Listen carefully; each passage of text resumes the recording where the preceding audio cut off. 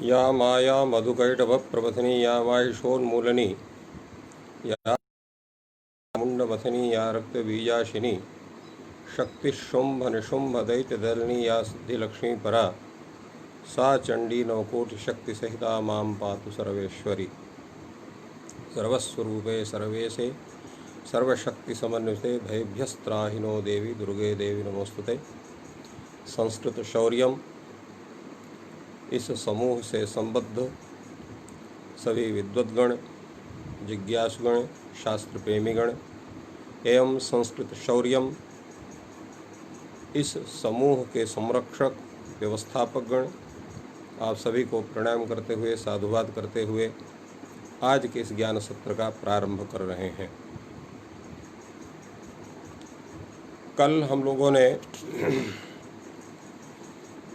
जो है बहुश्रेषी शब्द तक विचार किया था और बहुश्रेषी शब्द के सभी विभक्तियों में कैसे रूप बनते हैं उस पर पूरा विचार हुआ। जो दीर्घ ईकारांत शब्द का प्रतिनिधि है,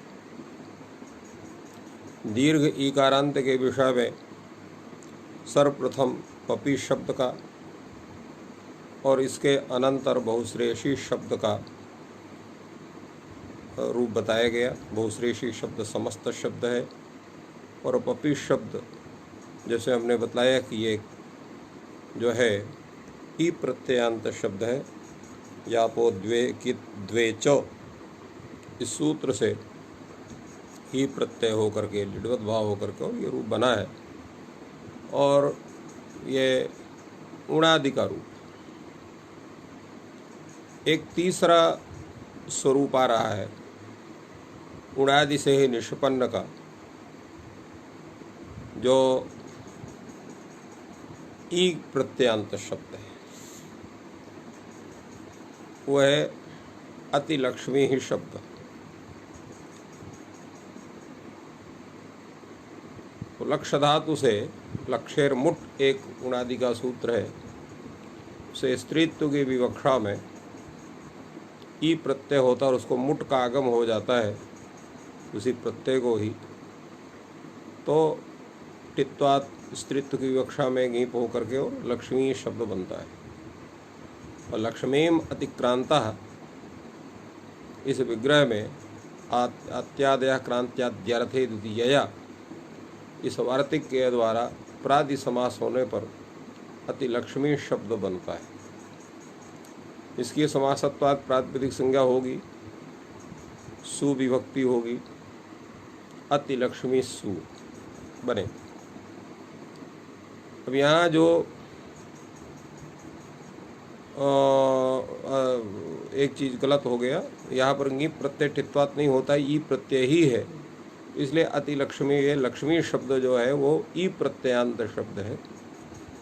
और लक्ष्मीम अतिक्रांता इस विग्रह में अत्यादया क्रांत्यत्यर्थे द्वितीयया इस वार्तिक से समास होने पर अतिलक्ष्मी शब्द बनेगा। यहाँ इसकी जो प्रातिपदिक संज्ञा हुई तद्धि समासा सूत्र से और सुविभक्ति का विधान हुआ एकत्व की विवक्षा में एक वचन का, इसका क्या होगा? यहाँ हलंग्याभ्यो दीर्घास्तु स्मृतम हल ये सूत्र लगेगा कि नहीं लगेगा? तो वस्तुतः यहाँ यदि ङी प्रत्यय होता है, ङीश प्रत्यय होता है, ङीन प्रत्यय होता तो यहाँ पर हलंग्याभ्यो दीर्घास्तु स्मृतम हल सूत्र लगता, किंतु ये ई प्रत्ययांत है। अक्षर मुठ सूत्र से यहाँ पर ई प्रत्यय हुआ है, तो ई प्रत्यय होने के कारण ये ना तो ज्ञंत है ना ज्ञंत है नहीं है, इसलिए इससे भिद जो सुप्रत्यय है उसका जो स है उसका लोप हलंग्याभ्यो दीर्घात सुप्रयुक्तम हल सूत्र से नहीं होगा, फलतः सकार का रुक्त विसर्ग होकर के अतिलक्ष्मी ही ऐसा प्रयोग होता है। इसी तरह से और भी शब्द हैं, अवि, तंत्री, तरी, धी, री, श्री, ये सब उणादि से सिद्ध होते हैं। ये स्त्रीलिंग है, सब कुछ सही है, किंतु ये चूँकि ज्ञंत नहीं है इसलिए हलंग्यादि सूत्र से अर्थात हलंग्या व दीर्घा सूत्र सूत्र से इनसे भीत सु का लुक नहीं होता है, उसका रूप तो विसर्गी होता है।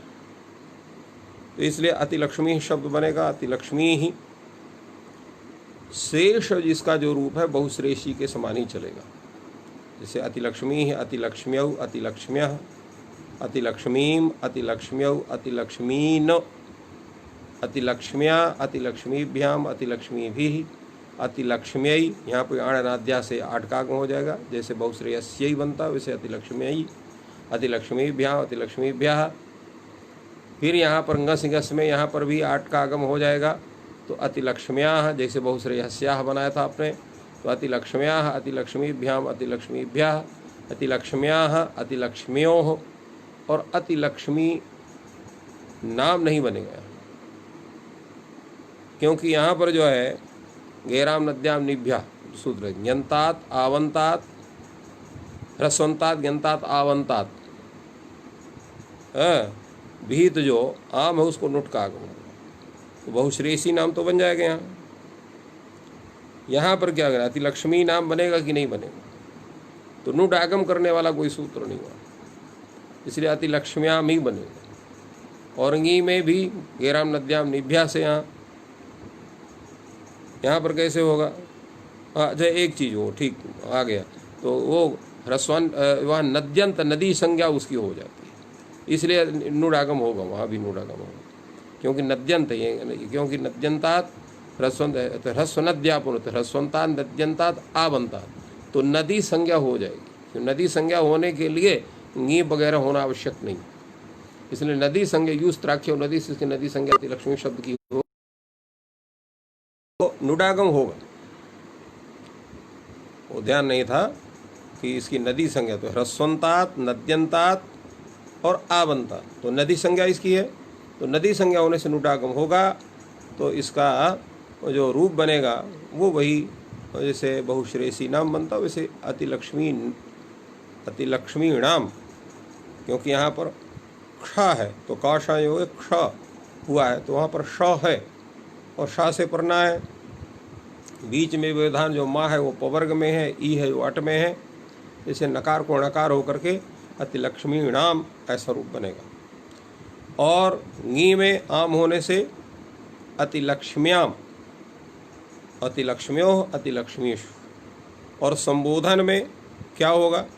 तो संबोधन में भी हे अतिलक्ष्मी ऐसा बनेगा, क्योंकि अम्बार्थ नद्य और ह्रस्व सूत्र जो है ये अम्बार्थक शब्द है और नदी संज्ञक शब्द, तो ये नदी संज्ञक शब्द है, इसलिए इसको ह्रस्व हो जाएगा। तो ह्रस्व होने के कारण हे अतिलक्ष्मी ऐसा रूप बनेगा, और जो सुई व्यक्ति है उसको जो है ह्रस्व संबुद्धि से लोप हो जाएगा। तो तात्पर्य ये हुआ कि केवल बहुश्रेषी शब्द में और अतिलक्ष्मी शब्द में, अभितंत्री इत्यादि शब्दों में केवल एक जगह का अंतर है। नहीं, अतिलक्ष्मी अभितंत्री तो अलग चीज़ होगा, लक्ष्मी समान उसका स्वरूप होगा। यहाँ पर जो है अतिलक्ष्मी में और बहुश्रेषी में केवल एक जगह का अंतर है, वो भी प्रथमा एक वचन। शेष में सभी कार्य होंगे, क्योंकि जितने शेष कार्य होते हैं वो नदी संज्ञक को मान करके होते हैं, ज्ञंतावंत को मान करके नहीं होते हैं, इसलिए किसी भी कार्य का बाध नहीं होना है। तो एक बार इसका फिर से रूप समझ लीजिए। अतिलक्ष्मी ही, अतिलक्ष्म्यौ, अतिलक्ष्म्यः, हे अतिलक्ष्मी, हे अतिलक्ष्म्यौ, हे अतिलक्ष्म्यः, हे अतिलक्ष्मीन, और इसके बाद हे अतिलक्ष्म्यः और लक्ष्मी, अतिलक्ष्मीम, अतिलक्ष्म्यौ, अतिलक्ष्मीन और अतिलक्ष्म्या, अतिलक्ष्मीभ्याम, अतिलक्ष्मीभिः, अतिलक्ष्म्यै, अतिलक्ष्मीभ्याम, अतिलक्ष्मीभ्यः, अतिलक्ष्म्याः, अतिलक्ष्मीभ्याम, अतिलक्ष्मीभ्यः, अतिलक्ष्म्याः, अतिलक्ष्म्योः, अतिलक्ष्मीनाम, अतिलक्ष्मीणाम, अतिलक्ष्म्याम, अतिलक्ष्म्योः, अतिलक्ष्मीषु। तो इस तरह से ये अतिलक्ष्मी शब्द का रूप चलेगा। इसके अनंतर एक दूसरा शब्द उपस्थित होता है। आप ये समझ लीजिए कि जितने रूप आपके सामने उपस्थित हो रहे हैं, जिसमें भिन्नता है वही उपस्थित हो रहा है, जिसमें भिन्नता नहीं है वो उपस्थित नहीं हो। इसलिए यहाँ पर अतिलक्ष्मी शब्द का रूप दिया उन्होंने, क्योंकि वहाँ पर सु में भिन्नता है, बहुश्रेषी शब्द में पूर्ण भिन्नता है, पपी शब्द में भी भिन्नता है। बहुश्रेषी में क्या है? नदी कार्य विशेष, तो और बहुश्रीषी में और अतिलक्ष्मी में केवल सु में अंतर नहीं, दोनों, क्योंकि दोनों में नदी कार्य विशेष। पपी शब्द में नदी कार्य विशेष नहीं। एक और शब्द आ रहा है जिसमें यण कार्य विशेष रूप से होता है, वो सबका बाधक होता है। कैसे बाधक होता है इसकी हम चर्चा करेंगे। तो प्रध्यायतीति प्रधि, प्रपूर्वक ध्यय चिंतायाम धातु से एक वार्तिक है, ध्यायते संप्रसारणम च।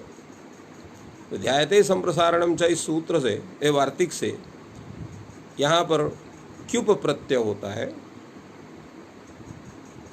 प्रपूर्वक ध्यय से, और संप्रसारण होता है,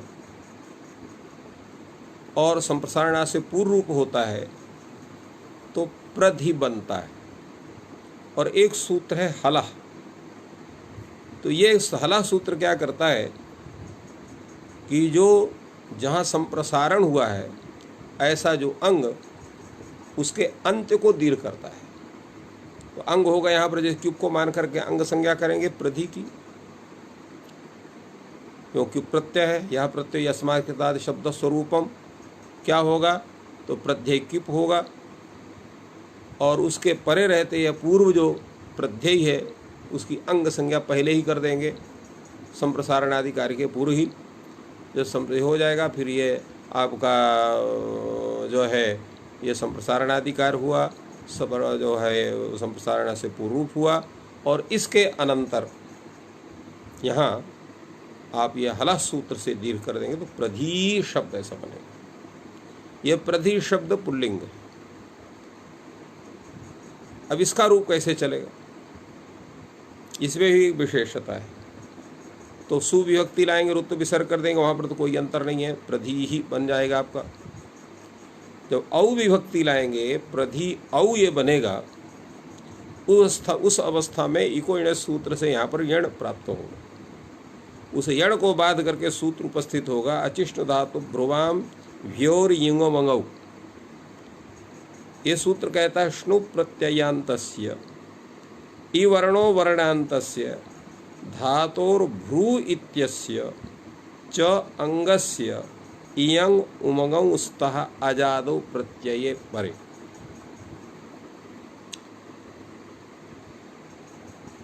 यहाँ आप देखिए इयंग उमंग किसको हो रहा है, श्नु धातु भ्रुवाम व्योह, श्नु श्नु प्रत्यांत और धातु। कैसा धातु होना चाहिए, तो इकारांत उकारांत, इवर्णांत उवर्णांत। तो धातु लिया, इवर्णो वर्णांतस्य धातु हो।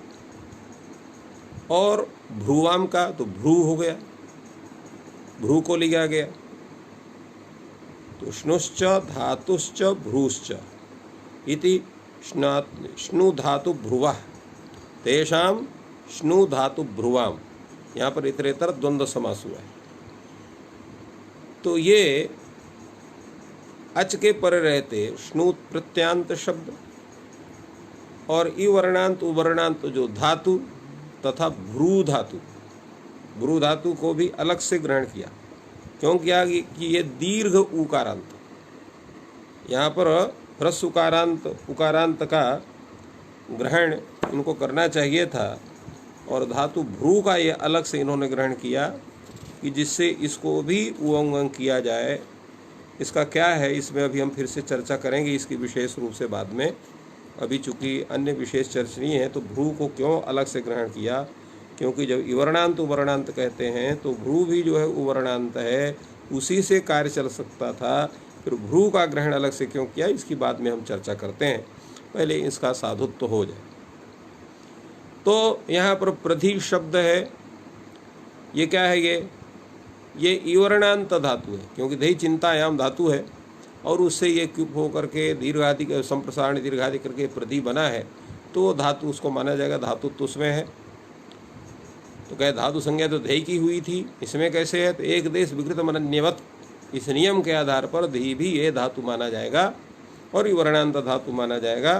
फलतः उसको क्या होना चाहिए इयंग आदेश होना चाहिए अजादि विभक्ति के पर रहते। लिखा है इन्होंने कि जो है अजादौ प्रत्यय पर, अजादि प्रत्यय होता है, अजादि प्रत्यय यहाँ पर औ है, तो अजादि प्रत्यय औ होने के कारण यहाँ इसको इयंग होना चाहिए।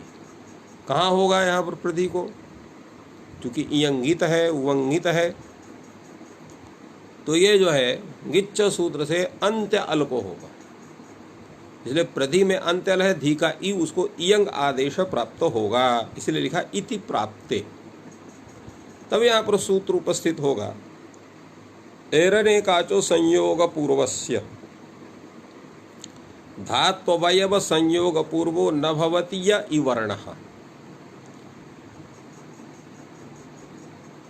तदंतो यो धातुः तदंतस्य अनेकाचोंगस्य यण अजादौ प्रत्यये। देखिए अर्थ इसका कैसे बनेगा, तो यहाँ पर सूत्र है एरनेकाचो संयोग पूर्वस्य, तो अचिष्णु धातु भ्रुवाम, इस सूत्र से यहाँ पर धातु की अनुवृत्ति होती है। क्वचित एक देशोपि अनुवर्तते, इस नियम के आधार पर यहाँ पर धातु की अनुवृत्ति करते हैं और उसका यहाँ षष्ठ्यन तत्व विपरिणाम करते हैं।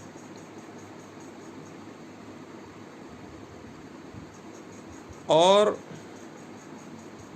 दूसरा यहाँ पर क्या है कि यहाँ पर यण की अनुवृत्ति होती है, सूत्र में यण की अनुवृत्ति होती है। इस सूत्र से होती है यहाँ पर यण की अनुवृत्ति, तो इको तत्र इको यण सूत्र से यहाँ पर यण की अनुवृत्ति होती है। तो इस तरह से इसका अर्थ बनता है, इसमें एह का विशेषण ही यहाँ पर एकाच भी है, असंयोग पूर्वस्य भी है, इसलिए लिखा कि धात्वयव संयोग पूर्वः न भवति य इवर्णः तदंतो यो धातुः तदंतः अनेकाचः, अनेकाचः अंगस्य, अंगस्य की भी यहाँ पर अधिकार है, तो तदंतस्य अनेकाचः अंगस्य। अब यहाँ घटाइए प्रधि में, तो धातु अवयव संयोग पूर्व में नहीं है ऐसा इवर्ण कौन है, तो प्रधि का ई, क्योंकि प्र में यद्यपि संयोग है किंतु वो धातु संबंधी संयोग नहीं है, धातु अयो संयोग होना चाहिए, तो धातु संयोग पूर्व में नहीं है ऐसा इवर्ण है आपका प्रधि का ई। तदंत धातु कौन है, धी, तदंत अनेकाचंग हो जाएगा प्रधि। फिर से समझिए, धातु अयो संयोग पूर्व में नहीं जिसके ऐसा इवर्ण है ई, प्रधि में धी का ई, तदंत धातु है आपका धी, तदंत अनेकाच अंग है प्रधि, उसको यण होना चाहिए। कहाँ होगा, तो अलुंत्य सूत्र से अंत्यच को होगा। अंत्यच कौन है यहाँ पर, धी का ई, इवर्ण ई, तो अंत्य अलु है, उसके स्थान में यहाँ पर परे रहते होगा यण, तो यहाँ पर यण होगा अजादि प्रत्यय के पर, अजादि प्रत्यय है औ, उसके पर रहते यहाँ जो है आपका यण कार्य हो जाएगा। यण कार्य होने पर प्रध य औ वर्ण सम्मेलन कार्य पर प्रध्यौ बनेगा, इसे प्रधि ही प्रध्यौ। जस के परे रहते जब प्रधि जस बनेगा, प्रथम पुरुष से पुरुष वर्ण दीर्घ प्राप्त होगा, दीर्घा जस च सूत्र से यहाँ पर पुरुष वर्ण दीर्घ का निषेध होगा।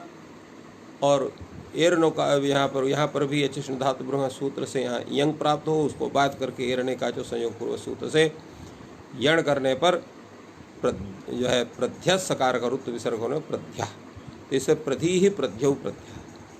जब संबोधन लाएंगे तो संबोधन में चूंकि इसकी नदी संज्ञा है नहीं, चूंकि स्त्रीलिंग है नहीं, इसलिए यहाँ पर इसकी नदी संज्ञा होगी नहीं, इसलिए मार्थ नदी और ह्रस्व से ह्रस्व भी नहीं होगा, सु आएगा, उसका रुत्व विसर्गा हे प्रधि ही हे प्रध्यौ हे प्रध्या बनेगा। जब प्रधि अम आएगा द्वितीय एक वचन में, तो प्रधि अम इस अवस्था में क्या करेंगे आप, तो प्रधि अम इस अवस्था में यहाँ पर प्रथम पूर्व सवर्ण से पूर्व सवर्ण दीर्घ प्राप्त हुआ, उसको बाध करके अमी पूर्वा सूत्र से यहाँ पर पूर्व रूप प्राप्त होता है, और उसको भी बाध करके यहाँ पर अचिष्ण धातु ब्रह्मा योरभंगव सूत्र से यंग आदेश प्राप्त होगा, और उसको भी बाध करके एरनय काचो संयोग पूर्व सूत्र से यहाँ पर यण होता है।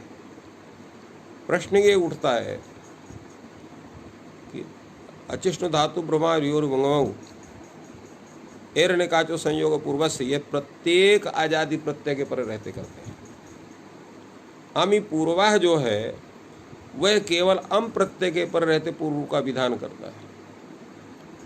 तो इस कारण से अमी पूर्वाह सूत्र को अपवादत्वाद ये कैसे बांधेंगे, वही स्वयं ही अपवादत्वाद सबको बांध लेगा, ये प्रश्न हो सकता है। तो इस पर विचार ये है कि प्रत्येक प्रयोग के सिद्धि करने के लिए उस सूत्र का उपब्रह्मण होता है। दूसरे क्या है कि अमी पूर्वा सूत्र धातु संबंधी धातु भिन्न संबंधी जो भी अक है उससे अम संबंधी अज पर रहते पूर्व का विधान करता है। तो इसलिए वो वहाँ पर जो है चरितार्थ हो चुका है। और एक और भी, तो इसलिए यहाँ पर उसकी प्रवृत्ति नहीं होगी। दूसरे क्या है कि जिस रूप में अम प्रत्यय रूप आजादी प्रत्यय के परे रहते जो यहाँ पर अचिष्ण धातु ब्रुवाम योरभंगव सूत्र यहाँ पर उब्रंहित होगा, उसको बांध करके एरने का जो संयोग पूर्व से सूत्र उब्रंहित होगा, वो अपने देश अपने स्थल में, क्योंकि धातु को विशेष रूप से उल्लिखित करते हैं, फलतः ये तद्रूप में अबाध होगा, क्योंकि ये जो है ये जो है निरवकाश है उस स्थल विशेष में, उसको बांधेगा और बांध करके यहाँ पर यण ही होगा। इसलिए प्रध्यम रूप बनेगा, प्रधीम रूप नहीं बनेगा। और इसी तरह से प्रथम पूर्व सवर्णार्थ का जो है शस पक्ष में भी बांधेगा, तो वहाँ भी प्रथम पूर्व सवर्ण दीर्घ नहीं होगा, वहाँ पर भी एरने का जो संयोग पूर्व से यण होगा। इसलिए प्रध्यम प्रध्यौ प्रध्या ही बनता है, प्रधीम प्रध्यौ प्रधीन रूप नहीं बनता है, क्योंकि ये तीनों को जो है सभी को अपने विषय में ये बाधते हैं, अबाधत्वाद बांधते हैं। इस तरह से टाव के परे रहते भी यहाँ पर यणकार होगा, प्रध्या प्रधिभ्याम प्रधिभी, और ङे ngस इंगस आम इत्यादि सभी स्थलों में सबको बाध करके इस सूत्र के द्वारा एरने का संयोग केवल यणकार होगा। इसलिए प्रध्ये प्रधिभ्याम प्रधिभ्या, प्रध्या प्रधिभ्याम प्रधिभ्या, प्रध्या प्रध्यो प्रध्याम, और प्रधि बनेगा। वहाँ आकाश वर्ण दीर्घा को भी बांधे, जैसे प्रधि धन ङींग अकार के संगे प्रधि ई। पपी में आप देख रहे थे कि वहाँ पर आकाश वर्ण से दीर्घ हो जा रहा है, परंतु यहाँ नहीं हो। यहाँ एरने का संयोग पूर्वक सूत्र ये बांध ले रहा है और वहाँ पर यण कर, तो पप्पी ऐसा रूप बनेगा वहाँ। ओ प्रधि प्रध्यो प्रधीश, तो इस तरह से इसका रूप चलता है। अब एक चीज़ आप लोगों को बतलाना था, अचिष्ण धातु ब्रुवा योरभंगव सूत्र में इन्होंने भ्रू को अलग से क्यों लिखा, इस पर हम लोग थोड़ा सा विचार करते हैं, क्योंकि ये एक आवश्यक है और इस पर विचार होना चाहिए। तो चलिए इसका विचार होते हैं।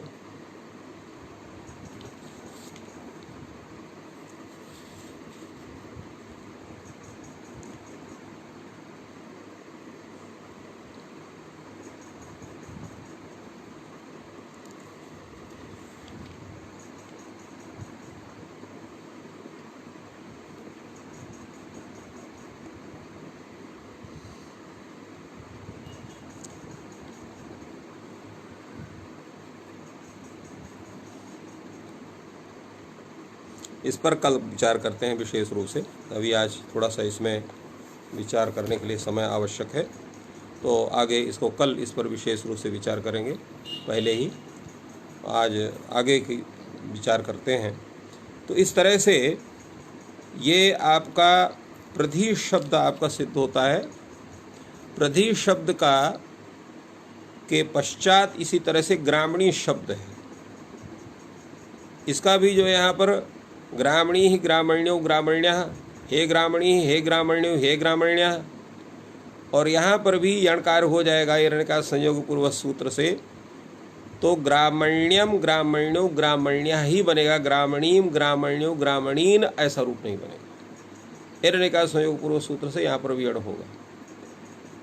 इसके पश्चात जो है ग्रामण्ये ग्रामणीभ्याम ग्रामणीभ्यः, ग्रामण्यः ग्रामणीभ्याम ग्रामण्यः ग्रामणीभ्यः, ग्रामण्यः ग्रामणीभ्याम ग्रामणीभ्यः, ग्रामण्यः ग्रामण्यो, और जब आम होगा तो ग्रामण्याम। और ङी विभक्ति में ग्रामणी ई इस अवस्था में एक सूत्र आप लोगों ने गेराम नद्याम निभ्या, तो वहाँ पर जो है ये आ गेराम नद्याम निभ्या, तो माने आप और जो है नदी संज्ञक माने आवंत और नदी संज्ञक और नी शब्द से पर जो उसको आम करता है। तो यहाँ ये नी शब्द से पर नी है, इसलिए उसके स्थान में आम हो जाएगा ग्राम नद्याम निभ्या सूत्र से। तो ग्रामणी आम ऐसा बनेगा और यण होकर के ग्रामण्याम और ग्रामण्यो ग्रामीणीषु, तो इस तरह से ग्रामीणी शब्द बनेगा। अनेकाचा किम, इन्होंने कहा कि अनेकाच होना चाहिए। जैसे यहाँ पर घटाएंगे आप ग्रामीणी शब्द में, तो धातु संयोग पूर्व जो है नहीं है, ऐसा धातु होगा आपका, ऐसा जो है आपका इवर्ण है आपका ग्रामीणी में नी का ई, तदंत जो है धातु होगा नी,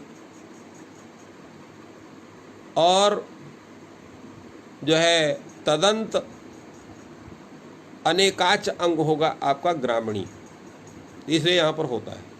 नी शब्द जहाँ अकेले नय अतीति नी, एक सूत्र अन्यभ्योपि दृश्यते, उस सूत्र से यहाँ क्युप प्रत्यय हुआ, तो क्युप प्रत्यय होकर के नी शब्द बना हुआ, तो नी नियव निया बनता है। यहाँ पर क्या हुआ, अचिष्ण धातु भुवा योर मोह से यहाँ पर जो है इयंग आदेश हो जाएगा, तो नी नियव नारायण, तो नी नियव निया, हे नी हे नियव हे निया, नियम नियव निया, यहाँ पर भी जो है अमि पूर्वा को बांध करके और तस्मात क्या नाम है प्रथम पुरुषवर्ण को बांध करके सर्वत्र यहाँ पर जो है यंग आदेश होगा, तो नियम नियव निया, निया नीभ्याम नीभि निये नीभ्याम नीभ्यः नियः नीभ्याम नीभ्यः नियः नियो नियाम, और जो है गेरम नद्याम निभ्या से यहाँ पर भी आम हो, वहाँ पर भी नियाम, और जो है नियाम न्यव नियव नियव और नीश, इस तरह से इसका रूप चलेगा। इसीलिए यहाँ पर लिखा है आमिषस्य च परत्वाद इयंग नियम, नियम ये होता है, परत्वाद बांधता है इसको। क्यों बांधता है परत्वाद, क्योंकि पर में है।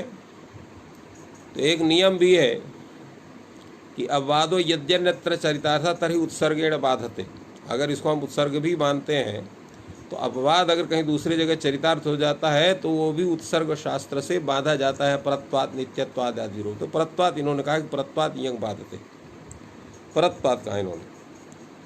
तो इस तरह से ये प्रयोग होता है। असंयोग पूर्वस्य किम, ये प्रश्न हुआ कि अन्नस भवत धातु है संयोग पूर्व न भवत या इवर्ण, ऐसा क्यों कहा, तो ऐसे यहाँ पर सुश्री है, सुश्रयति इति सुश्रिया।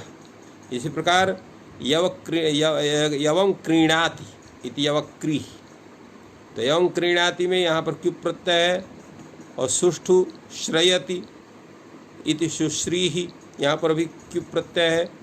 सूत्र हमने आप लोगों को बतलाया, अन्य भी दृश्यते सूत्र है, उससे हो जाएगा। और वैसे यवक्री में यहाँ पर क्युपचा सूत्र, उससे यहाँ पर क्युप प्रत्यय होगा, क्योंकि ये जो उपपद पूर्वक क्री धातु है, तो वहाँ पर क्युप्चा सूत्र लगता है। तो इस तरह से यहाँ पर दोनों स्थलों में एरण्यकाचो संयोग पूर्व से नहीं लगता है, क्योंकि यहाँ पर श्री में अब आप गढ़े संयोग पूर्व नवत या इवर्ण में इवर्ण जो श्री का ई है, क्री का ई है, उसके पहले संयोग शारा का और वहाँ कारा का बैठा हुआ है, इसलिए यहाँ पर सूत्र की प्रवृत्ति नहीं होती है। तो सूत्र की प्रवृत्ति न होने से यहाँ पर एरण्यकाच संयोग पूर्व सूत्र नहीं लग। फलतः यहाँ जो है तो अचिष्णु धातु ब्रह्मावियोर्मगौ सूत्र से इयंग आदेश करने पर सुश्रियौ यवक्रियौ ये रूप बनते हैं। इनका भी रूप चलेगा सुश्री सुश्रियौ सुश्रिया, सुश्रियम हे सुश्री हे सुश्रियौ हे सुश्रिया, सुश्रियम सुश्रियौ सुश्रिया, सुश्रिया सुश्रीभ्याम सुश्रीभिः, सुश्रिये सुश्रीभ्याम सुश्रीभ्या, सुश्रिया सुश्रीभ्याम सुश्रीभ्या, सुश्रिया सुश्रियो सुश्रियाम और सुश्री सुश्री ई, यहाँ पर इयंग हो जाएगा नी के पर रहते भी, क्योंकि यहाँ पर जो है गेराम नद्याम निभ्या सूत्र नहीं लगे। तो सुश्री ई माने सुश्री और ये नी वाला ई है, इयंग हो जाएगा सुश्री ई। और सुश्रियौ सुश्रीषु, इसी तरह से यवक्री शब्द का रूप चले यवक्री ही यवक्रियौ यवक्रिया, हे यवक्री ही हे यवक्रियौ हे यवक्रिया, यवक्रियम यवक्रियौ यवक्रिया यवक्रिया यवक्रीभ्याम यवक्रीभिः, यवक्रिये यवक्रीभ्याम यवक्रीभ्यः, यवक्रियः यवक्रीभ्याम यवक्रीभ्या, यवक्रियः यवक्रियोः यवक्रियाम और यवक्रियी यवक्रियोः यवक्रीषु। तो इस तरह से इनका भी रूप चलेगा।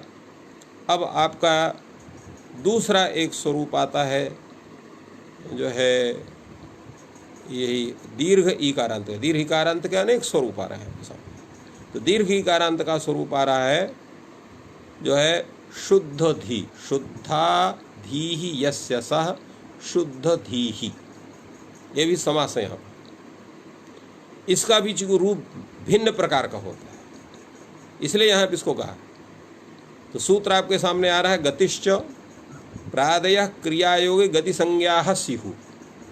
प्रादि की क्रिया के योग में गति संज्ञा होती है। तो यहाँ पर शुद्ध धी शब्द है और यहाँ जो इन्होंने इस सूत्र को गतिश सूत्र को यहाँ लिखा तो गति कारकेतर पूर्व पद संयण नेष्यते, इस वार्तिक में गति का ज्ञान कराने के लिए इस सूत्र को यहाँ पर रखा गया। गति माने क्या होता है, तो क्रिया के योग में विद्यमान जो प्रादि हैं वही गति कहलाते हैं, उनकी गति संज्ञा होती है। अब यहाँ जो है शुद्ध थी शब्द है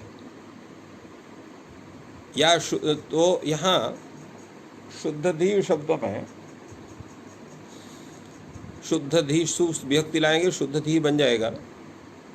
इसके अनंतर जब अविभक्ति लाएंगे तो शुद्ध धी में यहाँ एरण्यकाच संयोग पूर्वक सूत्र से यण कार्य होना चाहिए, क्योंकि संयोग पूर्वक न्याय वर्ण होगा धी का ई, तदंत धातु हो जाएगा धी, तदंत अनेकाच अंग हो जाएगा शुद्ध धी। इसलिए पूरा सूत्र यहाँ मिल रहा है। आजादी प्रत्यय यहाँ पर औ, इसलिए यहाँ पर यणकार होना चाहिए। तो यहाँ पर वार्तिक उपस्थित होगा। ये कहता है गति कारकेतर पूर्व पद से यण नेष्यते, चाहे गति संज्ञक और कारक इनके अतिरिक्त अगर कोई पूर्व पद है तो ऐसा जो अनेकाच अंग है उसको यण कार्य नहीं होता है। शुद्ध धी शब्द में जो शुद्ध है न तो ये गति संज्ञक है न कारक है, ये विशेषण है। तो विशेषण होने से कारक है नहीं, फलतः यहाँ पर यण कार्य नहीं होगा। इसलिए यहाँ पर अचिष्णु धातु ब्रुवांग्योर्मो सूत्र से यंग आदेश करने पर शुद्ध धीयौ रूप चलेगा।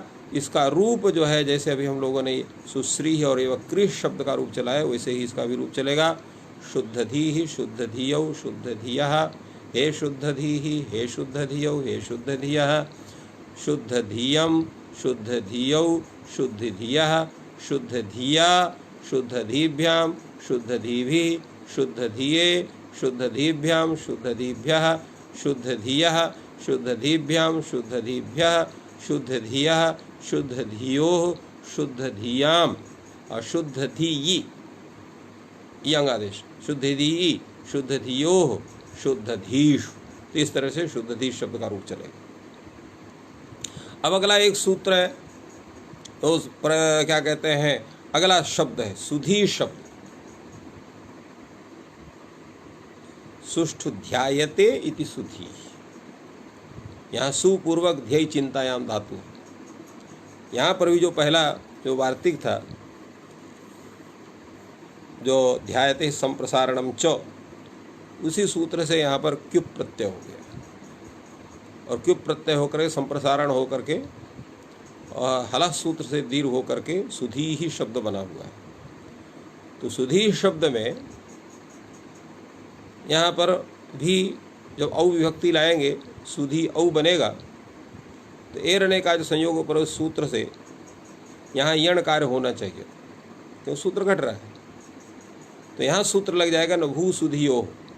ये सूत्र कहता है कि भू और सुधी शब्द को यण नहीं होता है, अजादि सुप परे रहते। तो अजादि सुप यहाँ पर कौन है, औ है। तो एरने काचे संयोग पूर्व सूत्र से प्राप्त यण का निषेध हो जाएगा। तो क्या हो जाएगा, यहाँ पर अचिष्ण धातु ब्रुवा युर्भों से इयंग आदेश हो जाएगा। इसलिए सुधी ही सुधियौ सुधिया, हे सुधी ही हे सुधियौ हे सुधिया। और इसके बाद पश्चात सुधियम सुधियौ सुधिया, सुधिया सुधीभ्याम सुधीभि, सुधिये सुधीभ्याम सुधीभ्या, सुधिया सुधीभ्याम सुधीभ्या, सुधिया सुधियो सुधी नाम बन जाएगा। सुधी नाम कैसे बनेगा यहाँ है कि सुधियाम बनना चाहिए, तो सुधी नाम कैसे बनेगा हैं। इसको जो है सुधी नाम प्रयोग लोग करते हैं। तो सुधी नाम कैसे बनेगा, तो सुधियाम ही प्रयोग बने, सुधी नाम नहीं बनेगा, सुधियाम ही बनेगा। क्यों बनेगा सुधियाम, क्योंकि यहाँ पर जो है आपका जो सूत्र है सन्नद्यापो नुट, उसकी प्राप्ति नहीं है। सुधी नाम प्रयोग नहीं है, सुधियाम ही प्रयोग बनता है, क्योंकि नुडागम हो ही नहीं सकता। इसलिए यंग आदि सुधियाम बनेगा। और सुधी बनेगा आपका सप्तमी एक वचन में, सुधी सुधियो सुधीश। तो इस तरह से सुधी शब्द का रूप चलेगा। अगला प्रयोग आपका है सुखी ही और सुती ही का। सुखमिच्छतीति सुखी ही, सुतमिच्छतीति सुती ही। ये दो प्रयोग आपके सामने, सुखमिच्छतीति सुखी ही और सुतमिच्छतीति सुती ही। ये दो प्रयोग हैं, और इन दोनों प्रयोगों का रूप कैसे चलेगा, तो इस पर हम लोग चर्चा करते हैं। तो सुखी और सुती में यहाँ पर जो है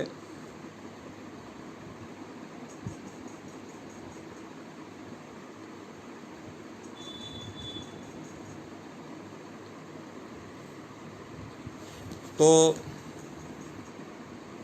यहाँ पर भी जो है सुख शब्द से और सुत शब्द से ई प्रत्यय करके और सुखी शब्द और सुती शब्द बना है।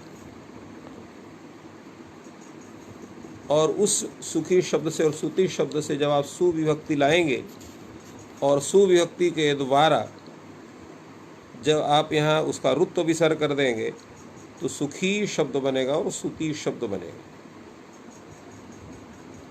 तो इस तरह से यहाँ पर विशेष क्या है, तो विशेष है केवल यहाँ शेष जो है वो तो प्रति के समान रूप इसका चलेगा। सुखी ही सुख्यौ सुख्या, हे सुखी हे सुख्यौ हे सुख्या, और सुखी सुख्यम सुख्यौ सुख्या, सुख्या सुखीभ्याम सुखीभि, सुखे सुखीभ्याम सुखीभ्या। अब जब यहाँ पर ngस ngस आएगा और यण होकर के आप सुख्यस बनाएंगे, तो सूत्र लग जाएगा आपका ख्यात्यात् परस्य। वहाँ लिखा खीति शब्दाभ्याम, खीति शब्दाभ्याम कृत यणादेशाभ्याम गसी गसोरत उह स्यात्। तो यहाँ पर दीर्घ खीति शब्द है और कृत यणादेश है, यणादेश हुआ है, इसलिए ngस गस संबंधी जो आ है उसके स्थान में ऊ हो जाएगा तो सुख्युस बनेगा। तो सुख्युः, सुख्योः, सुख्याम और सुखी, सुख्योः सुखीश। इसी प्रकार यहाँ पर भी सुत्युः रूप बनेगा पंचमी एक वचन में और षष्ठी एक वचन में, शेष जो प्रधि के समान रूप चलेगा। तो इस तरह से ये विचार चलता है। तो यहाँ पर आपका जो दीर्घ ईकारांत शब्दों का रूप था यहीं पर पूर्ण होता है। इसके अनंतर अब जो विचार चल रहा है वो ह्रस्व उकारांत शब्द का रूप चलेगा। ह्रस्व उकारांत शब्दों का रूप का स्वरूप कैसे होता है इस पर विचार चलता है। तो ये कैसे होगा, कैसे इसका रूप बनेगा, चलिए इस पर हम लोग विचार करते हैं।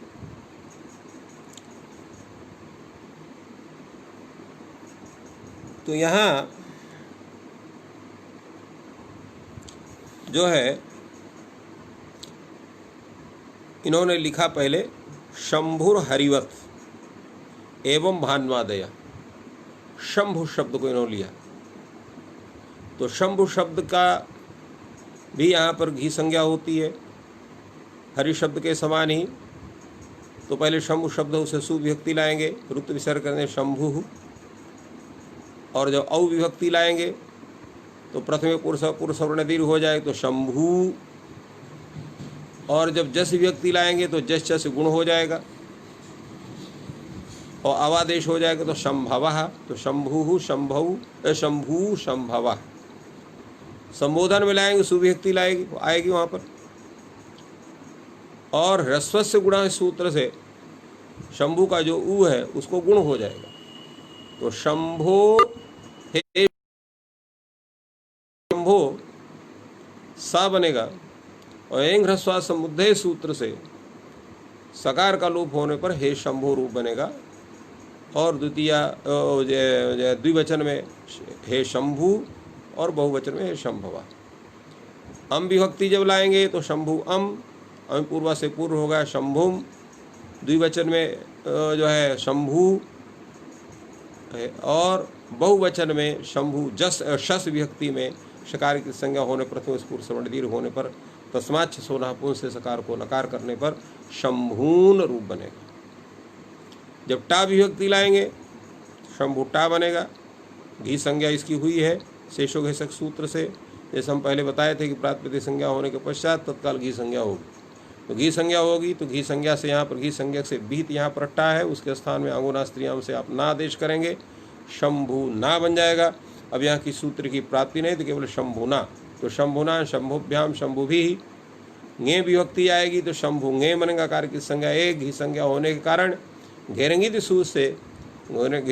सूत्र से जो शंभु का ऊ है उसको गुण होकर के ओ हो जाएगा शंभु ए, और ए चोयावा से अवादेश कर देंगे शंभवे। तो शंभवे शंभुभ्याम शंभु भी, और जब ngसी आएगा तो शंभु अस बनेगा, और यहाँ पर भी घी संज्ञा होने के कारण शंभु सी अवस्था में घेरेंगे से गुण करेंगे तो शंभो अस बनेगा, और गसिंग अशोस सूत्र से यहाँ पर पूर्व रूप कर देंगे शंभोस, सकार का रुक्त विसर्ग होने पर शंभो हो। तो इस तरह से ये पंचमी एक वचन में, द्विवचन में शंभुभ्याम शंभुभ्या, बहुवचन में शंभुभ्या बन गया। षष्ठी एक वचन में पूर्व वही शंभो रूप बनेगा, द्विवचन में यण हो जाए संफोह बन जाएगा, और बहुवचन आम विभक्ति में ह्रस्वनुडागम नाम इसे दीर्घ होकर के शंभु नाम, बहुवचन सप्तमी एक वचन शंभुंगी ककार की संज्ञा ई, और घी संज्ञा होने से अच्छघे सूत्र से यहाँ पर शंभु का जो आ है उसके स्थान में अत और अंगी के स्थान में औत आदेश हो जाएगा, और इसके अनंतर जो है वृद्धि रे से वृद्धि हो पर शंभव रूप बनेगा। तो शंभव शंभोह और शंभुष। तो इस तरह से हरि शब्द के समान ही पूरा इसका स्वरूप है। जैसे हरि शब्द का रूप चलाते हैं, जैसे हरि हरे हरया, उस तरह शंभु शंभु शंभवः। इसी प्रकार जो है हे हरे हे हरि हे हरया, हे शंभो हे शंभु हे शंभवः। इसी प्रकार हरिम हरि हरीन, इसी प्रकार शंभुन शंभु शंभून, इसी प्रकार हरिणा हरिभ्याम हरिभिः, तो शंभुना शंभुभ्याम शंभुभिः, हरये हरिभ्याम हरिभ्यः, शंभवे शंभुभ्याम शंभुभ्यः, हरे हरिभ्याम हरिभ्यः, शंभोः शंभुभ्याम शंभुभ्यः, हरे हरियो हरीणाम, शंभु हरियो हरिषु, शंभौ शंभोः शंभुषु। तो इस तरह से ये रूप आपके चलते हैं। इसी तरह से भानु शब्द के और जितने भी ह्रस्व उकारांत शब्द हैं सभी के ऐसे ही रूप चलेंगे, किंतु एक ऐसा उकारांत शब्द है जिसका भिन्न रूप चलेगा। वो कौन है? तो वह है क्रोष्टु शब्द है। क्रोष्टु शब्द का भिन्न रूप चलता है। ये क्रोष्टु शब्द का अर्थ होता है श्रृंगाल। तो क्रोष्टु शब्द का कैसे रूप चलेगा? तो इसके दो रूप चलेंगे। एक रूप जो चलेगा वो जो है वो भानु शब्द की शंभु तरह की रूप चलेगा, और एक जो है वो अजादि विभक्ति के पर रहते मात्र वो धातृ शब्द के समान रूप चलेगा। तो दोनों का स्वरूप यहाँ पर उपस्थित होता है। चलिए हम इस पर चर्चा हम लोग करते हैं। त्रिज्वत कोष्टुः असंबुद्धौ श्रवणावस्थाने परे क्रोष्टु शब्दस्य स्थाने क्रोष्ट्री शब्दः प्रयोक्तव्यः इत्यर्थः। ये कहता है कि संबुद्धिभिन्न श्रवणावस्थान परे रहते क्रोष्टु शब्द को त्रिज्यवद भाव होता है, जिसका इन्होंने उल्लेख भी कर दिया। क्रोष्ट शब्द स्थाने क्रोष्ट शब्दः प्रयोक्तव्यः इत्यर्थः। तो किस आधार पर इन्होंने कहा कि क्रोष्ट शब्द के स्थान में क्रोष्ट शब्द का प्रयोग करना चाहिए? क्योंकि सूत्र तो केवल इतना ही कह रहा है कि क्रोष्ट शब्द को त्रिज्यवद भाव होता है, संबुद्धिभिन्न सर्वनावस्थान पर रहते हैं। क्रोष्ट शब्द की आपने प्रातिपदिक संज्ञा की, प्रातिपदिक संज्ञा करके सुविभक्ति लाया, क्रोष्ट सु बना हुआ है, उकार की संज्ञा क्रोष्ट सा बना हुआ है। ऐसी अवस्था में आपका सूत्र लग रहा है त्रिज्वत क्रोष्टु। सर्वनास्थान भिन्न यहाँ पर सा परे हुए है, ओ संबुद्ध भिन्न सर्वनास्थान यहाँ सा परे हुए है, उसके परे तो क्रोष्ट शब्द को यहाँ त्रिज्वत भाव हो, तो त्रिज्वत भाव क्या होना चाहिए? त्रिज्वत भाव हो का मतलब ये है कि क्रोष्ट शब्द के स्थान में त्रिजंत रूप का विधान होना चाहिए। तो त्रिजंत रूप तो बहुत से हैं, किसका विधान किया जाए? तो सूत्र लग जाएगा स्थानांतरतम प्रसंगे सति सदृशतम आदेश स्यात्। प्रसंग रहने पर सदृशतम आदेश होता है। प्रसंग क्या है? क्रोष्ट शब्द के स्थान में त्रिजंत रूप विधान का प्रसंग है। तो कौन होगा? जो को सदृशतम होगा। तो सादृश्य किससे मिलाएंगे? तो सादृश्य मिलाने के लिए यहाँ पर जो है, क्योंकि सादृश्य चार प्रकार का लिया जाता है, स्थान के द्वारा, गुण के द्वारा, अर्थ के द्वारा, प्रमाण के द्वारा। तो स्थान के द्वारा लिया नहीं जा सकता है, केवल वर्ण मात्र में ही स्थान का स्वरूप बनता है। गुण से भी नहीं ले सकते, क्योंकि वर्ण का ही जो है स्थान जो है गुणकृत प्रयत्न ग्राही होता है। प्रमाण भी वर्ण का ही होता है, इसलिए ये तीनों नहीं लग सकते। तो कौन होगा? यहाँ अर्थकृत प्रमाण लिया जाएगा। तो ऐसा शब्द ढूंढा जाएगा जो त्रिजंत भी हो और क्रोष्ट शब्द के अर्थ का अभिधायक भी हो। तो ऐसा शब्द क्रोष्ट्री शब्द है।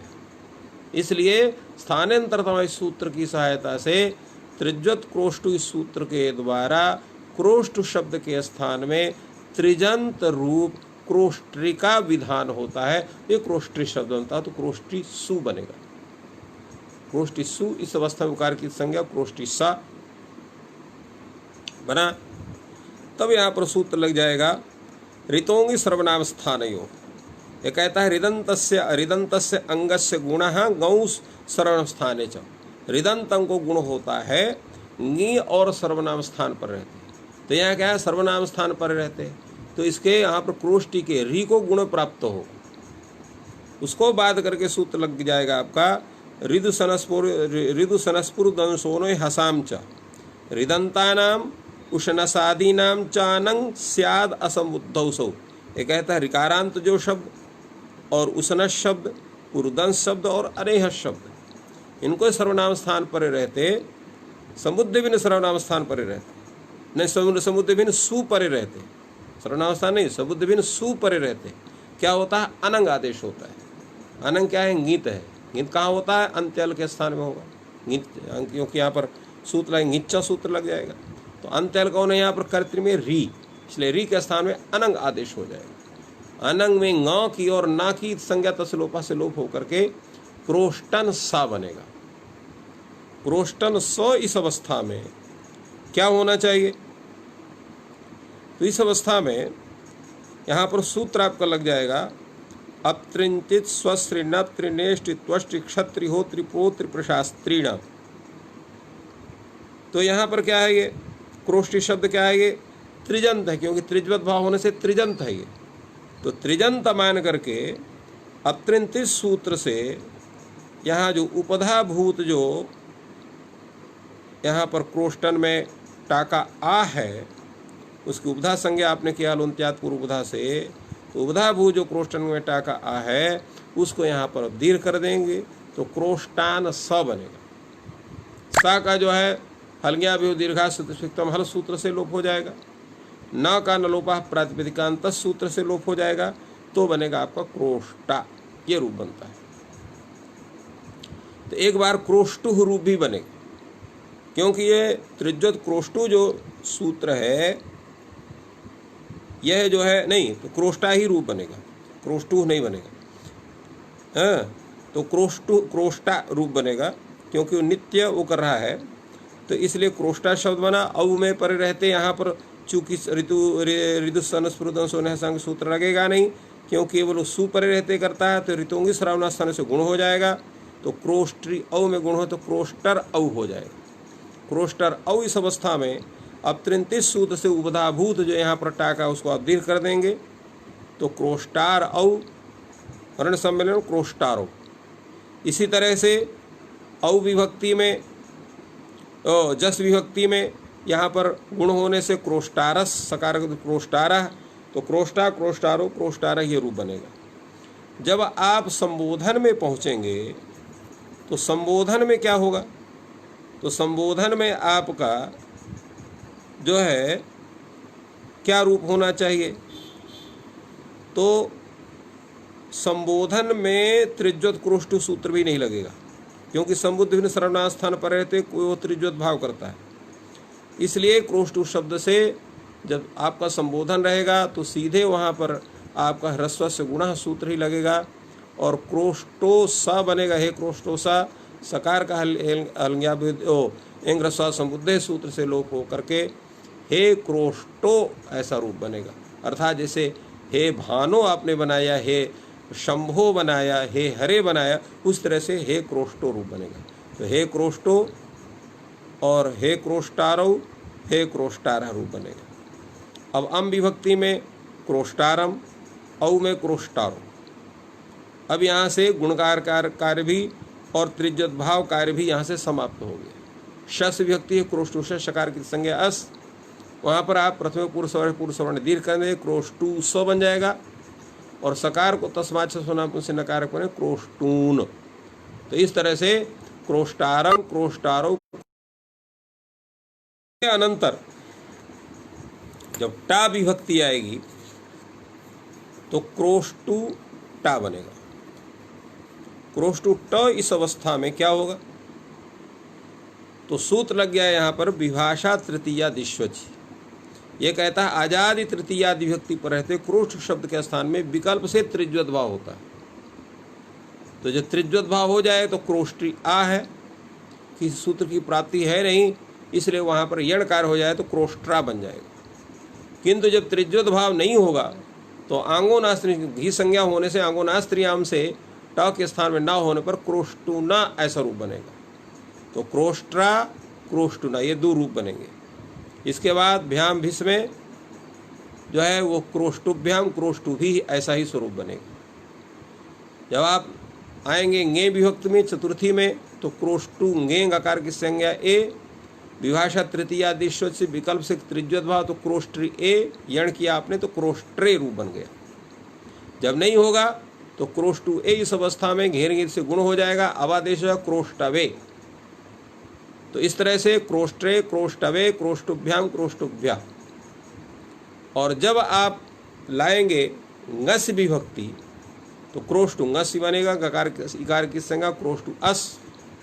अब इस अवस्था में विभाषा तृतीया दिश्वच इस सूत्र के द्वारा जब आपने वहाँ पर त्रिज्वत भाव तो क्रोष्टी अस बनेगा। क्रोष्टी अस इस अवस्था में सूत्र आपको उपस्थित होगा ऋत उत। ऋतः ngसो रति उद एकादेश। कहा कि ऋकार को स्थान में उत आदेश होता है, ngस ngस संबंधी ह्रस्व आकार परे रहते। ngस ngसो रति लिखा उन्होंने, ngस ngस संबंधी ह्रस्वकार परे, तो ngस ngस संबंधी यहाँ पर ngस संबंधी ह्रस्वकार परे हुए। ऋकार का क्रोष्टी का री है, उसके स्थान में उत हो जाएगा। जब उत करेंगे, और उत क्या होता है, पूर्व पर के स्थान में होगा, ऐसा नहीं कि री के स्थान में होगा। ऋता ngस ngसो पूर्व परयो, ngस ngसो रति पूर्व परयो उदाद एकादेश से, इसलिए उत एकादेश लिखा है। एकादेश हमेशा पूर्व पर के स्थान में होता है, तो री के स्थान में नहीं होगा। अब तो री और ngस के अस के अ दोनों के स्थान में उ होगा, और जब उ होगा तो रंडर से रपर हो जाएगा, तो क्रोष्टुर्स ऐसा बन जाएगा। क्रोष्टुर्स इस अवस्था में सूत्र लग जाएगा आपका जो है नहीं तो क्या होना चाहिए यहाँ पर, तो क्या यहाँ संयोगांत लोपा से सकार का लोप हो जाना चाहिए। कहें कि सकार का लोप आप कर नहीं सकते हो, क्यों नहीं कर सकते हो? हाँ, तो वहाँ पर जो है ये सूत्र उपस्थित होता है संयोगांत लोप करने के। इरात सस्य रेफात संयोगांतस्य सस्यैव लोपः नान्यस्य। रेफ से परे अगर संयोगांत लोप हो, क्योंकि संयोगांत से लोपा सूत्र लग सकता है, तो कहा रे से परे अगर संयोगांत लोप हो तो सकार का ही हो, दूसरे का ना हो। तो चूंकि यहाँ पर सकार ही है इसलिए संयोगांत लोप हो जाएगा। और क्रोष्टुर का जो र है जो रण से हुआ है उसको यहाँ पर विसर्ग हो जाएगा, तो बन जाएगा आपका क्रोष्टु। तो क्रोष्टु एक रूप बनेगा, और जब त्रिज्वत भाव नहीं बने तो क्रोष्टोह रूप बनेगा। तो दो रूप बनेंगे, जैसे हरेह बनता है, भानोह बनता है, शंभोह बनता है, सो क्रोष्टो। तो क्रोष्टुः, क्रोष्टोह, क्रोष्टुभ्याम, क्रोष्टुभ्या। इसके बाद षष्ठी विभक्ति में यहाँ पर ngस विभक्ति है, यहाँ पर भी त्रिज्वत भाव हुआ, ऋतु से उत हो गया, रपर हो गया, रास से सकार का लोप हो गया, और रेफ को विसर्ग हो तो क्रोष्टु। जब त्रिज्वत भाव नहीं होगा तो वहाँ पर घेर से गुण, ngस ngसो से पूर्व रूप, और सकार को तो क्रोष्टो हो। और इसके बाद जब आपका आएगा ओस विभक्ति, तो जब त्रिज्वत भाव हो तो क्रोष्ट्रोह, जब नहीं होगा तो वहाँ पर भी क्रोष्टवोह, ये दो रूप बनेंगे। और जब आम विभक्ति आएगी तो वहाँ पर क्या रूप बनेगा, तो ऐसी अवस्था में अब देखिए क्रोष्टु धन आम है। अब यहाँ नुडागम भी प्राप्त है, अविभाषा तृतीया दिश्वज सूत्र से त्रिज्वत भाव भी प्राप्त है। किसका विधान होना चाहिए? तो अब यहाँ पर जो है जो आपका नुडागम करने वाला जो सूत्र है ह्रस्व नद्यापो नुट, वह जो है तो वह क्या है, वो पूर्व में है। विभाषा तृतीया दिश्वज ये पर है, तो परत्वाद विभाषा तृतीया दिश्वज ये बलवान है। इसलिए वस्तु यहाँ पर जो है नुडागम होना जो है परत्वाद जो है त्रिज्वत भाव होना चाहिए, परंतु यहाँ वार्तिक उपस्थित होता है नु मचिर त्रिज्वत भाव विभ्यो नुट पूर्व प्रतिषेध है, अर्थात नुम और अच पर रहते त्रिज्वत भाव